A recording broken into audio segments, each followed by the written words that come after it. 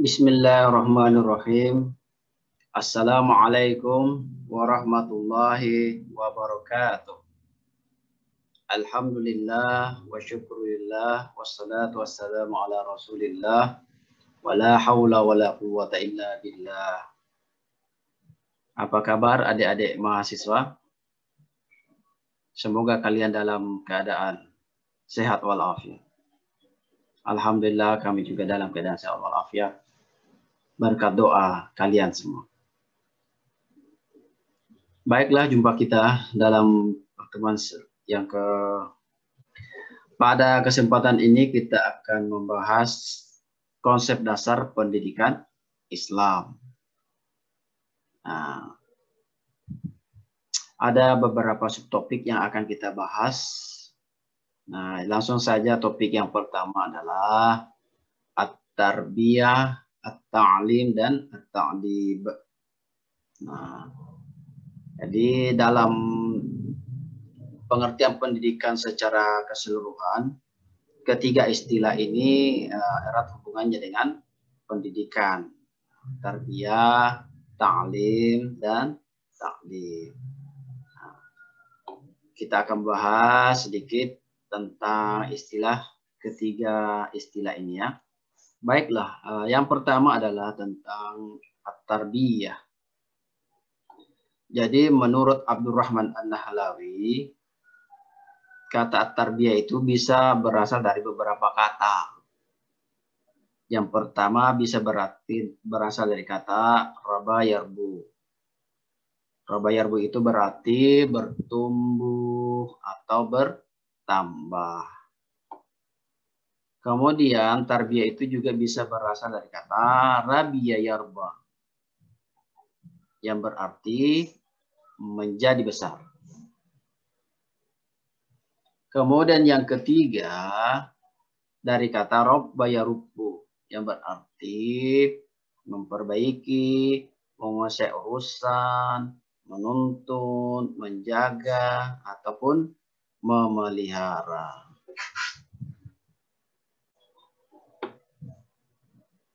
Nah, itulah beberapa kata dari tarbiyah. Nah, dalam konteks yang lebih luas, jadi pengertian pendidikan Islam itu dengan kata tarbiyah itu ada 4 unsur pendekatan. Yang pertama, tarbiyah diartikan sebagai memelihara dan menjaga fitrah anak didik hingga dewasa. Jadi pendidikan itu mestinya menjaga kesucian anak-anak, menjaga fitrah manusia, mulai dari anak-anak hingga dewasa. Karena manusia itu dilahirkan dalam keadaan suci. Jadi jangan sampai kesucian anak itu terkontaminasi, tercemari dalam beranjak menjadi dewasa. Nah, itu tarbiyah yang pertama, memelihara dan menjaga fitrah anak didik, mana manusia atau manusia itu sendiri hingga dewasa. Kemudian yang kedua, mengembangkan seluruh potensi manusia untuk lebih sempurna. Jadi tarbiyah atau pendidikan itu adalah mengembangkan potensi manusia. Manusia itu sebagai al-ins sudah dibekali potensi-potensi. Nah, potensi-potensi ini harus dikembangkan melalui pendidikan demi menjadi manusia yang lebih sempurna. Kemudian yang ketiga, tarbiyah itu mengarahkan seluruh fitrah, seluruh kesucian ini untuk menuju manusia yang lebih sempurna lagi. Mulai dari anak-anak tumbuh menjadi dewasa, itu diarahkan fitrahnya, seluruh kesuciannya itu diarahkan untuk menjadi manusia yang lebih sempurna. Jangan sampai kesempurnaannya itu terkotori, melenceng, tercemari, terkontaminasi. Nah, kemudian yang terakhir, yang keempat, saat melaksanakan pendidikan secara bertahap. Jadi tarbiyah ini, pendidikan ini harus dilakukan secara bertahap. Ya mestilah bertahap. Tidak mungkin sekaligus kan pendidikan itu. Nah, demikianlah tarbiyah itu. Kemudian yang kedua adalah at-ta'lim. Jadi menurut para ahli, sebenarnya ta'lim itu lebih luas daripada tarbiyah. Jadi ta'lim itu bersifat umum, bersifat universal, luas, tidak terbatas dibanding at-tarbiyah. Menurut Rashid Ridho, itu ta'lim adalah proses transmisi pengetahuan kepada manusia tanpa batas, tidak ada batasan tertentu. Jadi dia umum saja. Nah, kenapa? Ini misalnya dari ada di Al-Quran surah Al-Baqarah itu ya. Wa yu'allimukumul kitaba wal hikmata wa yu'allimukum ma lam takunu ta'lamun. Wa yu'allimukum allama yu'allimu ta'lim. Mengajarkan kepada kamu apa yang belum kamu ketahui. Jadi dia bersifat umum. Apa saja yang belum diketahui itu diajarkan. Ta'lim. Jadi dia bersifat umum daripada tarbiyah. Cuma kalau dalam konteks Indonesia itu biasanya ta'lim itu lebih misalnya ayo kita ikut ta'lim. Nah, itu pasti sudah pelajaran agama saja yang entah itu fikih, hadis, tafsir, semacam itulah. Padahal kalau menurut para ahli ini ta'lim itu umum. Jadi ta'lim itu tidak ada batas. Beda dengan tarbiyah tadi, tarbiyah itu lebih fokus kepada perbaikan akhlak, perbaikan perilaku, pengetahuan agama untuk supaya manusia ini menjadi manusia yang lebih baik, manusia yang akhlaknya lebih baik, perilakunya lebih baik.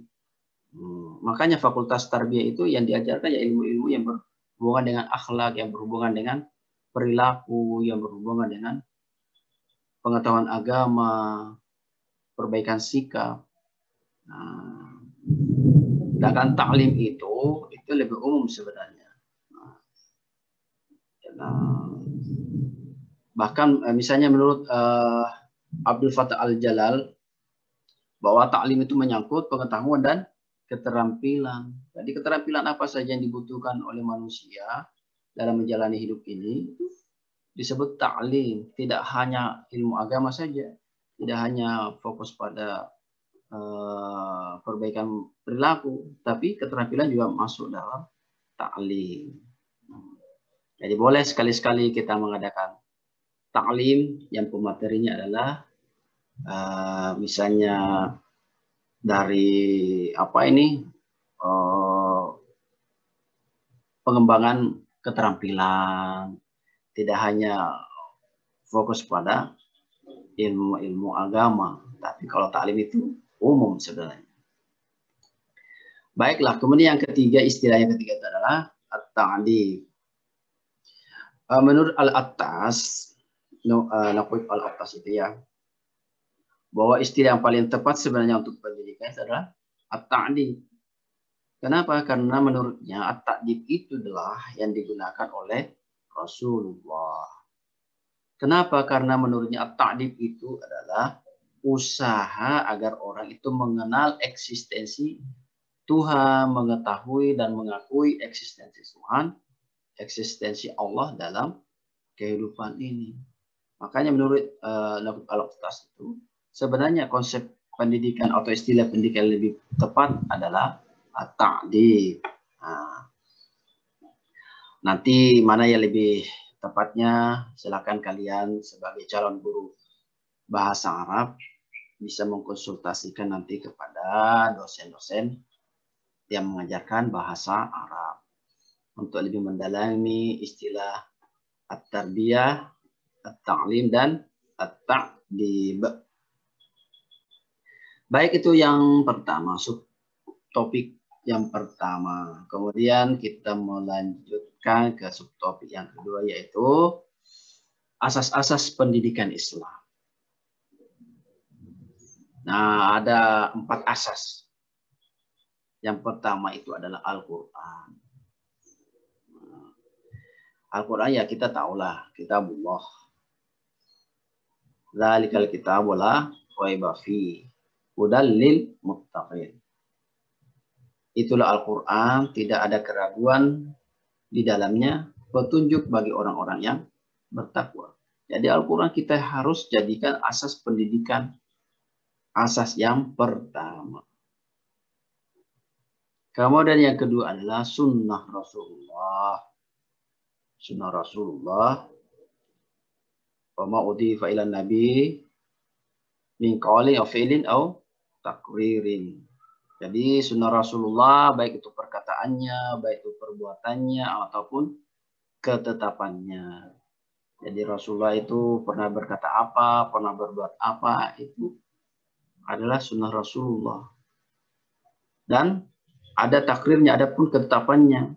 Hal-hal yang dilakukan oleh para sahabat, kemudian Rasulullah mengiyakan, tidak membantahnya. Itu namanya takrir, ketetapan Rasulullah. Ditetapkan itu juga sebagai sunnah. Nah, ini dijadikan asas pendidikan yang kedua.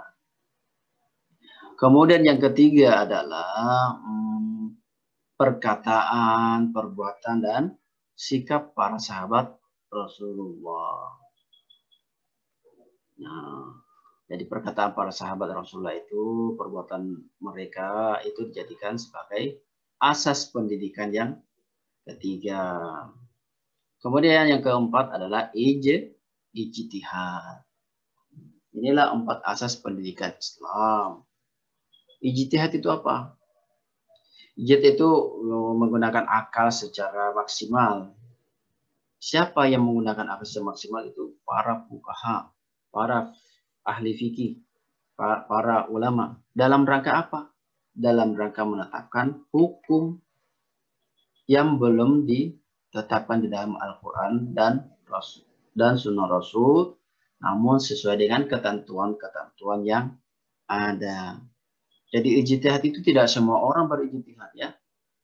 Nah, yang berijtihad di sini adalah para ahli agama, para fuqaha, para ahli fikih, faqih. Nah, itulah yang berijtihad. Sekarang ini kan orang-orang ini pada pintar kalau ngomong agama ya. Mudah menetapkan hukum, mudah menetapkan fatwa. Padahal kita ini orang awam, kita ini orang biasa, tidak punya kompetensi. Tapi gampang menetapkan hukum, gampang menetapkan fatwa.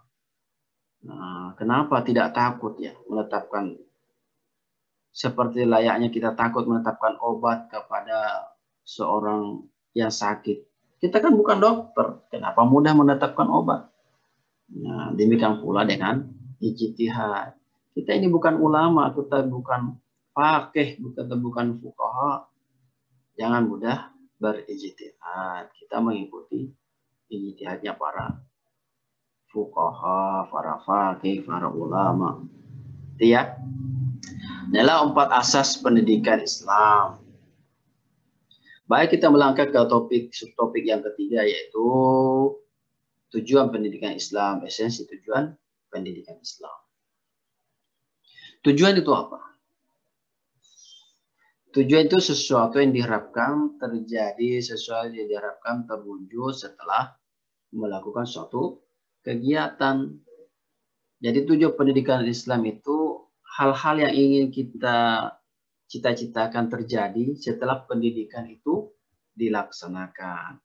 Keadaan yang kita cita-citakan, hal-hal yang kita impikan terwujud setelah pendidikan itu dilaksanakan.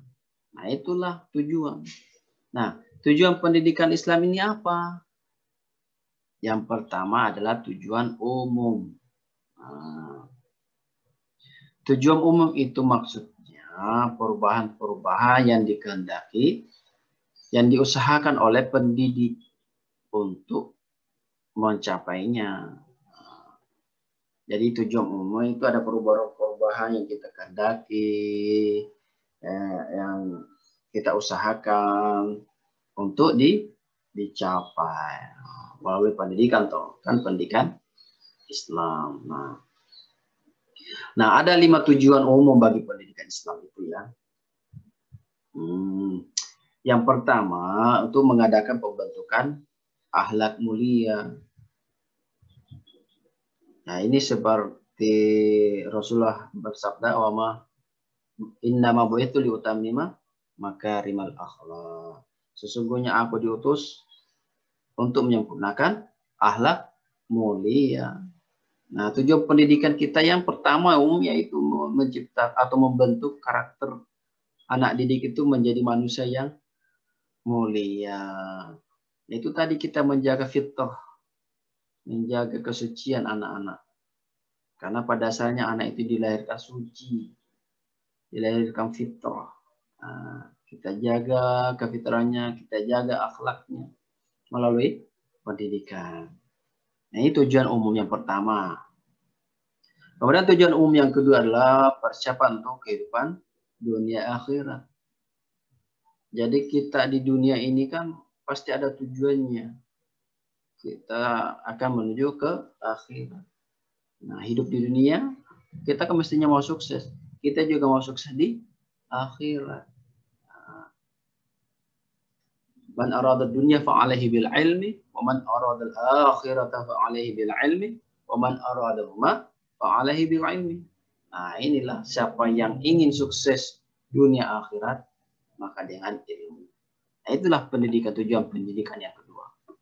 Jadi mempersiapkan manusia ini untuk hidup sukses di dunia dan sukses di akhirat. Tidak hanya dunia, tapi akhirat juga. Kemudian yang ketiga tujuannya adalah persiapan untuk mencari rezeki. Nah, jadi ya kita hidup dunia kan mesti dong bekerja, harus bekerja. Harus bekerja, maka itu tadi kita kalau ingin sukses di dunia kan harus dengan ilmu. Kalau kita mau bekerja kan harus dengan ilmu, harus punya keterampilan, harus punya pengetahuan. Nah, itulah gunanya pendidikan, tujuan pendidikan yang ketiga itu. Untuk mencari rezeki.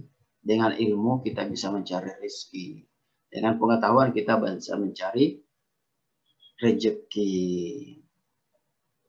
Kemudian tujuan umum yang keempat itulah menumbuhkan semangat ilmiah para pelajar. Nah, kan di dalam Al-Quran itu kan ada ayat-ayat yang menyuruh kita untuk berpikir, merenung, bertadabbur, melihat. Afala yanzuruna, afala tatafakkarun, afala tatadabbarun, afala ta'qilun, afala tatafakkarun. Nah, itu kita ditantang untuk berpikir, berenung, menganalisa, meneliti, mempelajari, mendalami. Nah, itu semangat ilmiah. Pendidikan Islam tujuannya itu ya menumbuhkan semangat ilmiah yang dimiliki oleh manusia peserta didik. Kemudian yang kelima itu adalah menyiapkan pendidik atau manusia atau peserta didik yang profesional, yang ahli nanti ya. Jadi menyiapkan lulusan-lulusan nanti yang profesional. Dengan ilmu yang dimiliki, insya Allah dia akan menjadi profesional sesuai dengan bidangnya. Misalnya kalian ini jurusan atau program studi pendidikan bahasa Arab. Kalian disiapkan untuk menjadi lulusan yang ahli dalam bahasa Arab, bisa mengajarkan bahasa Arab dengan baik, guru bahasa Arab. Nah, inilah tujuan umum pendidikan Islam. Kemudian tujuan khusus. Nah, tujuan khusus itu apa? Nah, pengkhususan atau operasional tujuan tertinggi. Nah, Jadi tujuan khusus pendidikan itu yang pertama adalah pembinaan akhlak. Membina akhlak. Tujuan khususnya pembinaan akhlak. Kemudian yang kedua, menyiapkan anak didik untuk hidup di dunia dan akhirat. Kemudian yang ketiga, penguasaan ilmu. Menguasai ilmu. Kemudian yang keempat, keterampilan bekerja dalam masyarakat. Dengan keterampilan dimiliki, dengan ilmu-ilmu yang sudah diajarkan, sudah dapati, dia diharapkan terampil dalam bekerja ketika terjun di masyarakat, terjun di bidang pekerjaan, lapangan pekerjaan. Nah, inilah tujuan khusus dari pendidikan Islam. Kemudian yang ketiga, tujuan sementara.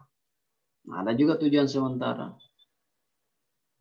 Nah, tujuan sementara itu ya berdasarkan kebutuhan, berdasarkan keadaan, berdasarkan situasi lokal pada waktu itu. Pada waktu itu yang dibutuhkan apa, sehingga diharuskan lulusan itu profesional dalam hal itu.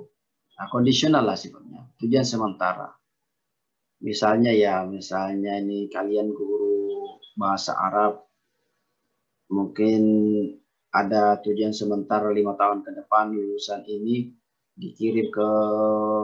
diharapkan juga bisa pandai bahasa Filipina misalnya. Kenapa begitu? Karena ada program pengiriman lulusan guru bahasa Arab ke Filipina misalnya untuk 5 tahun ke depan. Nah, itu sementara aja karena misalnya kebetulan ada misalnya program seperti itu. Nah, maka lulusannya untuk tahun pertama, kedua, ketiga, keempat sampai kelima bisa bahasa Arab dan bahasa Filipina misalnya. Karena tujuannya sementara ini lulusan akan dikirim ke sana untuk menjadi guru bahasa Arab. Nah, itu misalnya contoh tujuan sementara. Baik, kemudian tujuan yang terakhir adalah tujuan tertinggi dari pendidikan itu adalah tujuan tertinggi atau tujuan terakhir dari pendidikan Islam itu bersifat mutlak. Kenapa bersifat mutlak? Ya, tidak mengalami perubahan dan dia bersifat umum. Karena sesuai dengan konsep ketuhanan. Bahwa konsep ketuhanan itu mengandung kebenaran yang mutlak dan universal. Sama dengan tujuan pendidikan kita yang tertinggi yang terakhir itu adalah mengenal Tuhan. Lebih rincinya, tujuan terakhir kita atau tujuan tertinggi pendidikan Islam itu yang pertama menjadi hamba Allah. Ya, tujuan ini kan sejalan dengan penciptaan manusia. Kita harus menjadi hamba Allah. Wa ma khalaqtul jinna wal insa illa liya'budun. Kita diciptakan ini untuk semata-mata beribadah kepada Allah. Kemudian yang kedua adalah mengantarkan peserta didik menjadi khalifatullah, khalifah di bumi. Kita kan juga disebut sebagai khalifatullah. Nah, istilah manusia kan kita sudah pernah bahas, salah satunya adalah khalifatullah.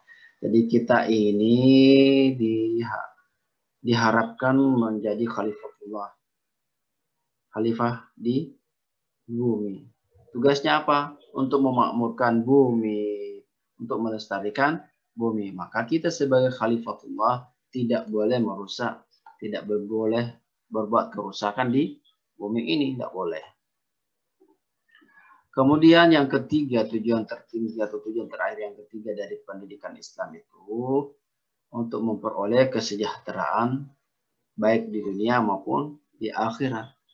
Sebagaimana doa kita setiap selesai sholat atau setiap waktu, Rabbana atina fid dunya hasanah wa fil akhirati hasanah wa qina adzabannar. Nah, inilah tujuan kita yang ketiga yang kita minta setiap waktu, kita berdoa setiap waktu. Kemudian yang terakhir, terciptanya manusia yang mempunyai wajah akhlak Quran. Jadi sebagaimana Rasulullah SAW itu akhlaknya adalah Al-Quran. Nah, kita pun sebagai pengikut beliau mestinya berusaha untuk mempunyai sikap, mempunyai perilaku yang sesuai dengan Al-Quran. Baiklah, adik-adik sekalian, pembahasan yang terakhir adalah rumusan konferensi dunia Muslim tentang pendidikan Islam. Jadi konferensi ini pertama kali dilakukan pada tahun 1977 di Mekah. First World Conference on Muslim Education. Pada waktu itu dirumuskan bahwa tujuan daripada pendidikan Islam itu menciptakan manusia yang baik dan bertakwa. Di mana yang baik dan takwa itu menyembah kepada Allah saja, menyembah kepada Allah yang sebenarnya. Kemudian membangun pribadi manusia yang sesuai dengan syariat Islam. Jadi kita umat Islam ini harus berjiwa Islami, berperilaku sesuai dengan syariat Islam.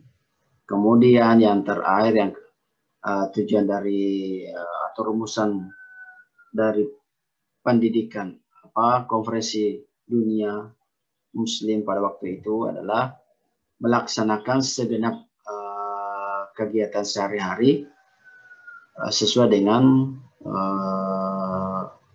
ketentuan Allah, tunduk patuh kepada Allah, kepada Tuhan. Jadi itulah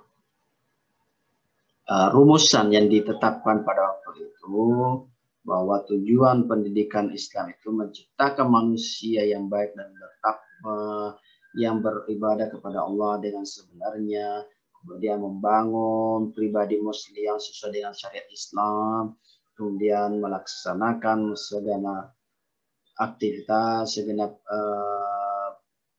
kegiatan sehari-hari sebagai wujud ketundukan kepada Allah Subhanahu wa Ta'ala. Apa maksudnya dari tujuan itu, rumusan tersebut? Jadi maksudnya bahwa pendidikan Islam itu tidak hanya sekedar ada lembaga-lembaga pendidikan agama, pendidikan Islam, misalnya madrasah ibtidaiyah, madrasah sanawiyah dan aliyah, serta perguruan tinggi Islam. Tetapi yang lebih penting itu adalah menanamkan nilai-nilai fundamental Islam kepada setiap orang Islam, apapun disiplin ilmunya, apapun latar belakangnya, ilmu apapun yang dia kaji. Yang penting adalah menanamkan nilai-nilai fundamental Islam kepada setiap muslim tersebut. Walaupun dia kuliah di mana, sekolah di mana, tetapi yang penting itu adalah menanamkan nilai-nilai Islam dalam jiwa setiap manusia Islam. Kenapa harus demikian? Sehingga diharapkan bisa lahir, bisa bermunculan, bisa menghasilkan generasi-generasi muslim yang cerdas dan bertakwa, otaknya cerdas, imannya kuat. Istilahnya mantan Presiden Habibie almarhum, berotak Jerman, berhati Mekah. Nah, inilah pembahasan kita adik-adik sekalian, konsep dasar pendidikan Islam. Demikian dari saya. Lebih dan kurangnya mohon maaf, kebenaran datangnya dari Allah, kekurangan itu sekedar karena keterbatasan kami. Terima kasih atas perhatiannya, semoga bermanfaat. Akhirul kalam, wassalamualaikum warahmatullahi wabarakatuh. Dadah.